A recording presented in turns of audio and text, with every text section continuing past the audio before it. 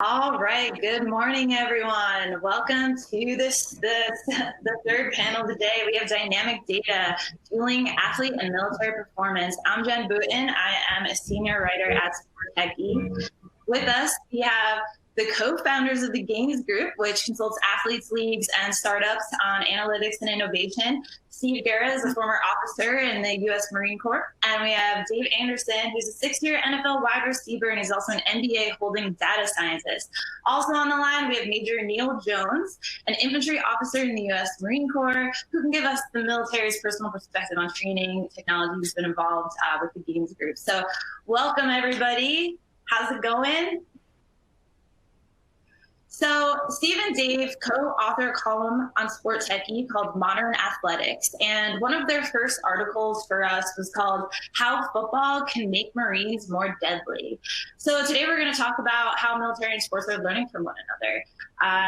And let's start with Steve, let's start with just why is there this relationship between sport and military? They're connected culturally in many ways.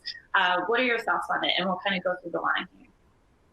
Well, I'll tell you what, for my days as a platoon commander in the Marine Corps and then shifting over into coaching in the NFL, the thing that I realized was that training one human being to do something that is relatively unnatural, picking up a rifle and defending their country, and that human being is 18 to 21 years old. And then I shifted to the NFL, and in the NFL, it was essentially the same thing, except for I was training players how to run at high rates of speed into other players, right? So you're taking a populace of human beings, and you're training them how to do something out of the ordinary that requires human performance, that requires good decision making, requires good training. And so there's a lot of commonality there. And then I know when I linked up with Dave can talk to this a little bit too. There's also this mutual respect, right, Dave? For sure. I think that it's something we always talked about, in that when a Marine walks in the room, or anyone that's servicing our country, is that like you have a respect. You understand that they're under fire. They're out there day to day putting in the work, just like you try to do. Obviously, it's a very different situation, but there's that immediate respect, and like you always say, fighting through the mundane, practicing every day for something that you don't know if will happen. I must have ran 1,000 routes and I never caught one in the game, and you guys must do 1,000 drills and never do one in real life. And I think there's just something about that kind of bond that always resonates with those two groups of people. Major, absolutely. I think the thing when you mentioned that, like in the pre-show notes or whatnot, I got to thinking about it, and I think it just boils down to winning, and how just high performing teams. Everybody on that team wants to win, and everybody on that team wants to prepare the proper way, and everybody wants to, come out on top. And I think that translates from both the military and the sports perspective. So a lot of it's tied that way too.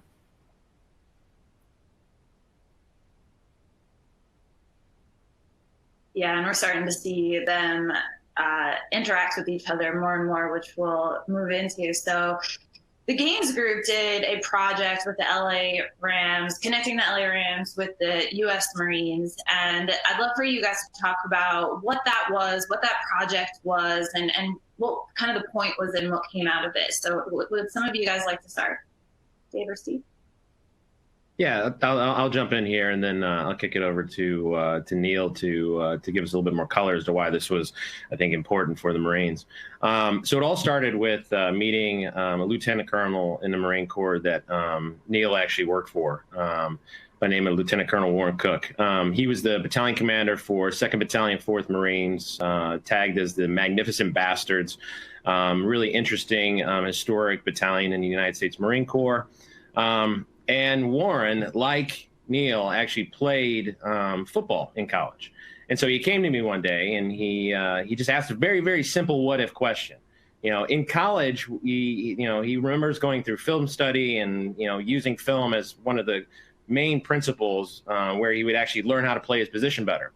But in the Marine Corps and in most military training, film work is not really used extensively. Nothing's really filmed. And part of that's because of the scale, but part of that's also because there's not like an actual culture for how you do it. Think back to like the 1940s and 50s when American football was being played across, fields around the Great Lakes and fields across America, and really starting to, kind of, gather steam. Think about Bear Bryant, right? Bear Bryant, when he was first coaching football, he stood behind his players, watched what they did, and then would instruct them right then and there. And that's still how the Marine Corps is training today. Eventually, Bear Bryant built a tower, and eventually someone put a camera on that tower. And eventually we started filming what was happening on the environment below that would allow the coaches to go into a film room post-practice and actually then give direct and immediate feedback to improve players. So we wanted to take that same concept to the Marine Corps and embed it. And that was part of the partnership that we developed between the Rams and the Marines, and then also the USC Trojans and the Marines. And that really started with like trying to identify some very specific problems that the Marines were trying to solve for. And I think Neal can probably talk a little bit more about that and some of the outcomes that we had in the initial days. Yeah, the experience, being afforded the opportunity to go up and see how LA Rams, ran a practice, interacted with each other, the coaches, the way they did their film study, the way they got film from the practice field into the room to splice it up, to how the day was partitioned out around meals, coaches' time, players' time, was extremely eye-opening, and it made you appreciate what efficiency can do for a high-performing team, and then allowed us to go back to our, I was in 2-4, 2nd Battalion, 4th Marines at the time, and it allowed us to change up our training schedules and some of our practices and policies to mimic what the LA Rams were doing. And we saw some increased efficiency of individual and collective skills. So 1 to 4 to 12 Marines doing a specific task. And then we also found that it improved morale, more efficiency, made for happier units. The happier units wanted to train more,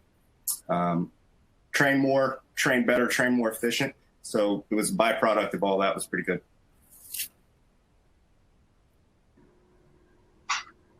What kind of technology were you guys using to gather all this information?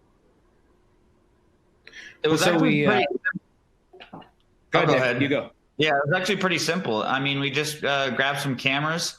It was more what Major Neal was just talking about, and I think Steve and I really focus on this part in our business. Is I try to frame it as like the last mile of technology, right? And that a lot of times you have really good tech and really good data, and you have all this stuff that you try to say like, oh, this is game changing. But the truth is actually getting a team to integrate it, to find a way to put it into their practice is really hard. Think about what Steve was just referencing with Bear Bryant. This means this old coach had to convince someone to build a tower 50 feet in the air and to film practice. Like that's a crazy ask back then, but now that seems like really common, right? We're not asking people to do that.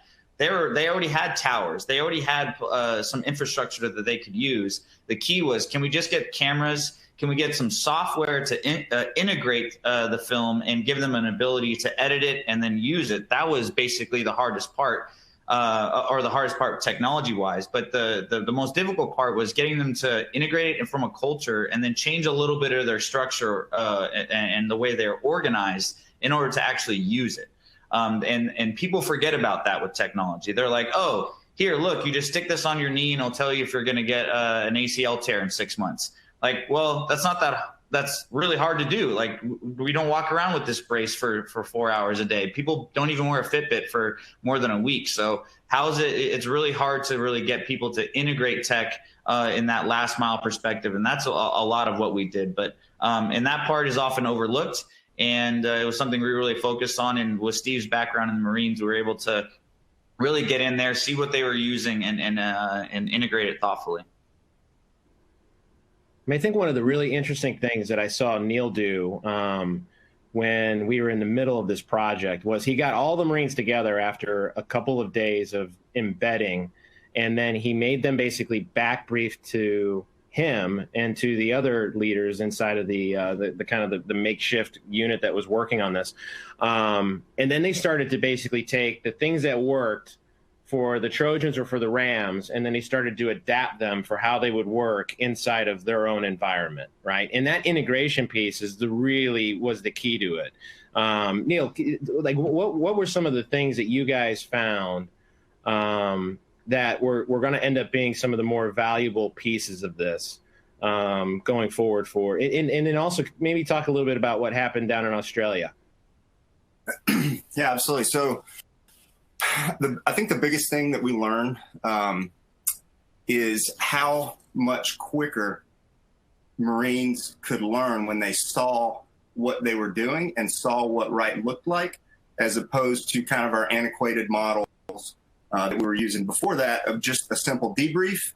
And then during the debrief, you do recount, what that person saw throughout, but it speaks to your topic about it's like a football coach walking behind a player decades ago, telling him what he saw. People miss things if it's not on video, but when it's on video and you have the ability to quickly edit it, scroll back through it, it's like a light bulb went off in some Marines' heads when it would take multiple iterations and days of doing it over and over until that light bulb went off. But with the use of video, it was like an instant learning point and never had to revisit it type thing. It was good. And now we're seeing technology analytics creeping into almost every major league. One of the first leagues to do it, just to stay on the same topic of football, was the NFL. For those who don't know, NFL players have chips within their shoulder pads and the ball. And it's enabled the NFL to do all sorts of things with that data, whether it's storytelling, whether it's athlete performance. How do you guys feel about what you're seeing with that's an AWS partnership, how the NFL kind of shapes that data analytics component, and how you guys see it being more pervasive throughout the industry? I'll start. So my background after graduate school was at Second Spectrum, and Second Spectrum was one of the first companies to actually take this, it's called spatial temporal data, space and time, and turn it into what you would call like Moneyball stats on steroids. Now, the advantage of this is you're able to teach a computer essentially the game. And when you can teach a computer the game and how it can learn and see the game like a coach, then you can ask it really sophisticated questions and get some interesting feedback, right? We were able to, I'll start in basketball, ask like how many times does do the Houston Rockets blitz Steph Curry on a pick and roll at the top of the key that ends in a 3-pointer in the corner, right? If you were to ask a normal coach, a bench coach, that question, they wouldn't have that answer. And B, if they were looking through film to find you that answer, it would take them months. Well, a software program was able to do that in seconds. So you're able to give some very sophisticated answers to very sophisticated questions that already exist. So that's what exists. Then the awesome part about this is there's things that you haven't even dreamed of that you want to figure out. If you think from a macro perspective, all we're really doing is analyzing space, right? Every sport is about creating or taking away space. And so if you're able to say like, oh, I always wondered how Kyle Shanahan's zone offense, when the offensive line really gets running east-west, how much does that displace a defensive tackle? You can measure that now. You'd have to come up with a pretty sophisticated algorithm to calculate it, but you can actually measure those elements of the game. And so what I'm excited to see is when coaches really start challenging the computers and challenging the analysts and challenging the algorithms to come up with pretty cool, sophisticated metrics for what they deem necessary and for what they're excited to see. Because right now, it's all the analytics guys telling the coaches what to see. When the coaches start telling the analytics guys what they want to see, it'll be a pretty cool kind of culmination of ideas and minds and fun stuff that fans will get to enjoy. When we discuss video and incorporating analytics to video, it seems like that could unlock an entirely, new specific kind of coaching of the future. We're already starting to see that a little bit. Have you guys experimented with that at all, with what you guys are doing with any of the training rooms or with your partnerships? incorporating data? I'll answer that in two ways. So first, I'll answer in the context of sports, right? So we've done a lot of experimentations around like how do you actually take what a coach says in the normal operations of coaching an athlete and start to wrap metrics around it, right? So we're working on a project right now where we're trying to quantify terms that American football coaches use, such as like burst, change of direction, flipping their hips. All right, what does flipping your hips mean? And can you actually measure that on a field using wearables and then also using video? And we've actually shown that you can. You have to set up drills in a very, very specific way, and you have to actually then get the right coaches to implement it at the outset. But you can very easily, when you look at an athlete, measure what they're doing in these microseconds, all right, and then start to actually put some numbers against, burst, change of direction, et cetera, et cetera. So we're actually doing a bunch of experiments around that right now with a number of our different partners. Let me go to like a high level one there, right?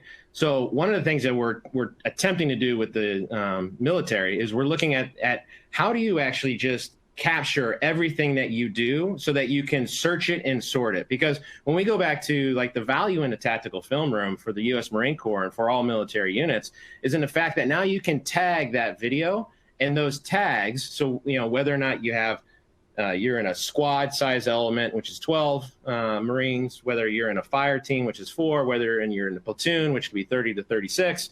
Now we can actually tag how many people were in an event, what they were doing in an event, were they moving in the offense or were they moving in the defense?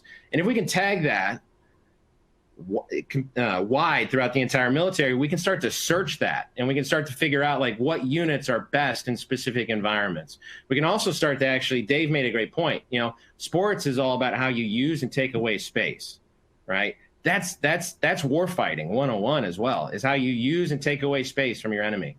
So we can take a lot of this very same principles from a data collection standpoint and start to look at how we can start to use that to inform better policy, better decision-making at the strategic, tactical levels inside of the warfighting communities as well. Those are some of the things that we're working on. I know that, I'm sure Neal has got some like very specific problems that he sees inside of the Marine Corps that we can potentially start to make some cross connections in. And that's what we're really, that's what we're all about. And that's what we're always trying to kind of achieve. Yeah, I think that we're making some good headway in the Marine Corps. It's run by Training and Education Command. I'm not a part of that command, but I stay closely tied to them and follow what they're doing. And they're making some really good headway with their Training as a Service initiative in the last 2 years, really, since we were working together, Steve and Dave. There's been some I don't want to call them monumental leaps, but maybe some monumental leaps when it comes to people understanding how important data is, how important decision making is that's driven by that data. And going forward, I think we're going to see a lot better than we have in probably the last 10 years or 12 years that I've been in. So when you guys were talking about percentages, I got to thinking about if you can determine if a guy's going to hit a three-pointer from the corner 57% of the time when he's guarded by this guy, how great would it be for a military unit to put a percentage on something that was going to happen before they had to go out and make that decision that could, if you lost, it could be your life. If you win, you could carry on another day. Determining your route. If you have a, you don't have to be the most tactically savvy person to look at maps and terrain and figure out if this is a good route to go or not. That's pretty instinctual once you're in the military for a little while. But give me a percentage to say I have an 83% chance you're going to get ambushed if you walk down this route. Now I'm probably going to not play the percentages there. I'm going to go a different route, So that could be very applicable in the military as well. Yeah, when you start to talk about real lives be saved here, you can see the benefit of sports learning from military and military learning from sports. Is there any example here? We've very much been talking about the direction of sports to the military. Do you guys have any examples? Have there been any learnings coming the other way? military impacting the functionality of sports, the processes of sports? I'll start and then I'll kick it to Steve, because Steve was he's Major Neal and Steve are too deep to even realize what they don't know. I always joke with Steve in terms of use of acronyms, and that the Marine and the military and all warfighters use a ridiculous amount of acronyms, but acronyms actually help you shortcut knowledge and information and pass it from one person to another. And I think that's one thing that teams have started to do. And you see that with analytics, actually. They come up with like an acronym that really represents a larger statistic. So if there's any group that you learn from Marine wise, it's use certain letters, use certain meanings, and also give it a little personality, right? Like we were just talking about MREs, and I was like, is it meal replacement? Like, because that's what you would call it in real life. Is it meal replacement? No, it's like meal ready to eat. Like this is what's going on, right? It's something that has a little personality, and I think that's something that you forget. The Marines, not just Marines, but all warfighters, the use of acronyms and how to communicate information. Also, structure. I think all of us, especially in professional sports, when Major Neal was just talking about how regimented the day is, I think we stole that directly from the warfighters, right? Football was started, at Navy and Army, and there's a reason the day is structured like that, and it's becoming even more structured like that. The worst part about leaving professional football, honestly, there's no structure in your day and in your life, and you miss that, right? You can wake up whenever you want, do whatever you want, but like you don't have any sense of being. And I think that structure and how they literally attack problems is something that you learn almost in osmosis and in a daily, on a daily perspective as a professional athlete from warfighters. Specifically, I'll let Steve kind of get into some of the more specifics. So yeah, I think the structure is a big one. But some of the specific things that I see the military being able to impart on sports, selection. Most sports are really, really good. I mean, I think especially in American sports, right? We have player selection pretty dialed in. The new space that a lot of us are trying to work on is how do we evaluate, the neck up? How do we evaluate the brain? And there are certain military units that do that exceedingly well. When I was at the Cleveland Browns, I hired a guy from the Green Berets by the name of Brian Decker, who's now working for the Indianapolis Colts. And we took essentially the same framework that the Green Berets were using to select who goes into the program in order to just have the opportunity to become a Green Beret. And we took a lot of that framework and we started to embed that with the Browns. And I know he's doing some of the similar work with the Colts now. So there are these little pockets and these things that I think are definitely going to be applicable. I think also the other thing that we can definitely take from the military going forward is second order thinking. All right. So the military is great about thinking what could happen and what if this happens, right? And actually, you can even relate that to our current situation today. Right now, across the globe, there are these things called pre-positioned ships, all right, that the U.S. Marine Corps and other entities are floating constantly just in case we get into a war and we need to send a Marine Corps unit into a country for 90 days, right? Not knowing exactly where that is, right? So these ships just float all the time. Now, that second order thinking is something that potentially could have been incredibly helpful in the sports industry today. If we had actually gone through this exercise maybe 5 years ago, what happens if a pandemic occurs and sports gets shut down? You saw NASCAR the other day use this really great, had this the largest esports event ever, and we're learning on the fly, right? So that second order thinking that the military is so good at is something that we definitely need to start transferring into sports post haste. Great, thanks. I want to just quickly turn the attention to some of our questions. We have a lot of great questions coming in from the audience. Let's just start with this one from JP King. Thank you. With sports using real-time technology to monitor the vitals of college and pro athletes and practices and games to measure fatigue and exhaustion, do you see the Marines utilizing that kind of technology to keep morale up? Major, Steve, do one of you guys want to start with that one? Yeah, I'll start on that one. For sure, there's applicability there. I don't know of specific examples in certain communities within the military at large that's doing that, but I imagine, some of your smaller units, smaller, more specialized units with the appropriate funding are looking into some of that stuff.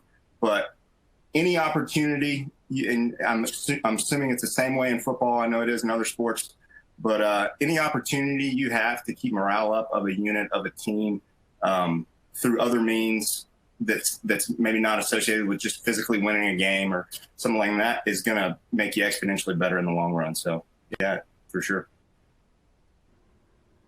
So in some, I think in BUDS, and then which is naval diving, and Navy SEALs, and then also underwater demolition. They actually have used in the past. They've used a core temperature pill that you swallow, and then it helps actually give a better understanding of what your core temperature is when you're underwater for extended periods of time.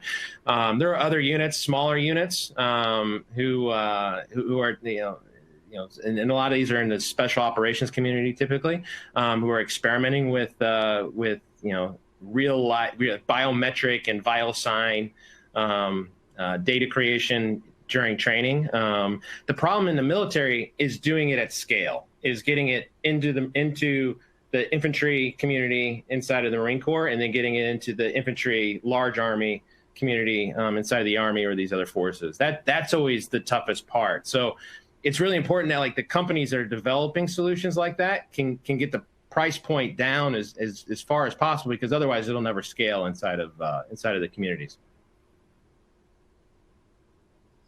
Cool. And just to circle back to something we talked about earlier, somebody mentioned, and I always love tying up the loose ends for people who are curious out there. There's hundreds of people listening. So I believe, Steve, you mentioned earlier about there being some military work, and you turned it to Neal being in Australia as part of some of the work you guys are doing with technology and training. Is any chance you guys can quickly touch on that or follow up on that? I can jump on that grenade, Neal, if you want. So what we did there was we took the tactical film room, and the big thing we were trying to do was actually then put it into the field. So when 2-4 deployed to Australia last year, we worked with a guy by the name of Rex Proctor, who runs a company called Fulcrum Tech, to basically build an entire tech stack that then they could take and deploy inside of Darwin, just outside of Darwin, Australia, while the Marines were doing workups there. And so we can't go into too terribly much detail as to some of the finer points of what they did. But the general consensus was, and there was an article that Neal actually ended up publishing in the Marine Corps Gazette, that we can actually try and link to and give people access to post conference. But it kind of goes into more detail as to everything that that happened inside of Australia. Awesome. So to bring it back to just connecting military and sports, a lot of what we talked about has been with training. We've talked about how that's boosted morale, and we've talked about all the ways that it helps with being prepared. Can you guys touch a little bit on how this kind of video analytics could actually help with load management, with injury prevention? We're seeing it become much more common in traditional sports, right? And so I'm assuming that it's going to have crossovers for both industries. So can you guys touch on that, please? I'll touch on that.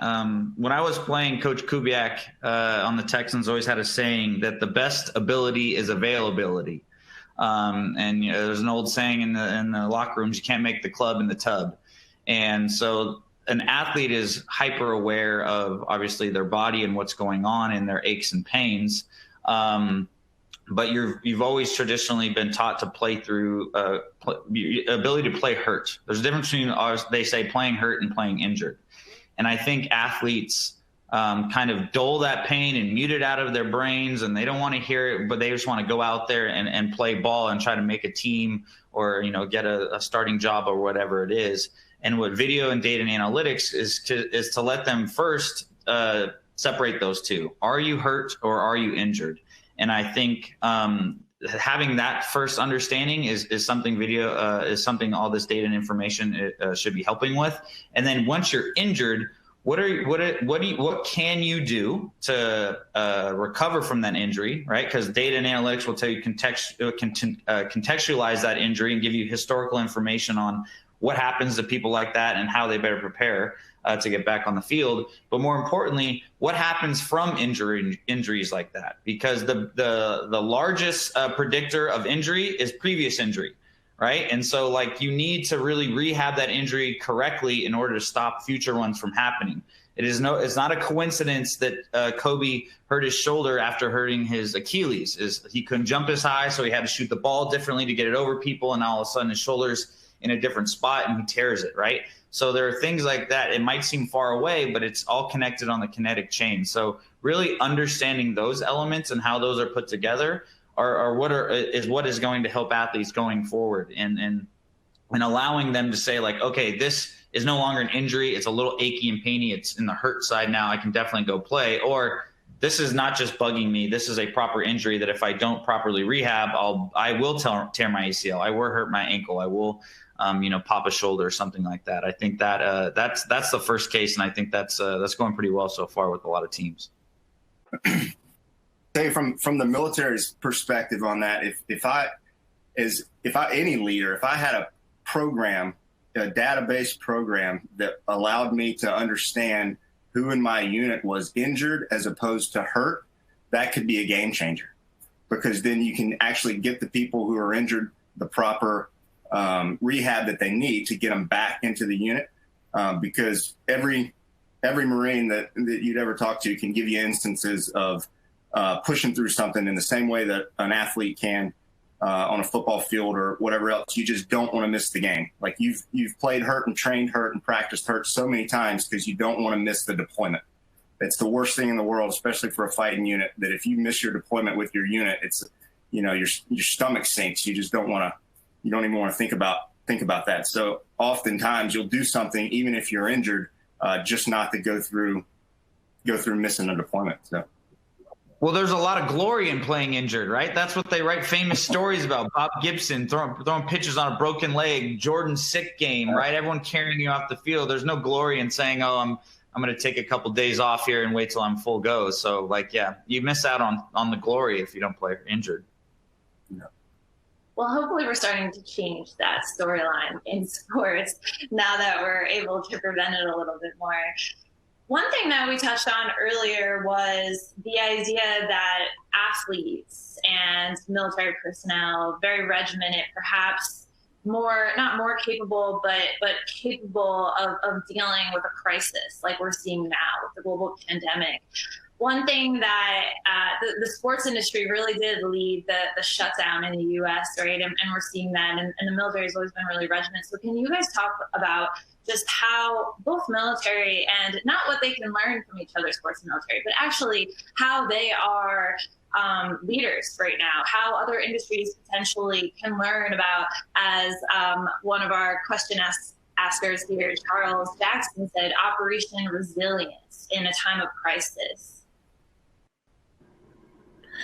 I'll take a stab at that to start. I think like one of the biggest differences between sports and the military versus larger industry is that in sports and in the military, you're constantly training for when things go wrong, right? You're constantly, because the wins and losses are public. Everyone can see your wins and losses.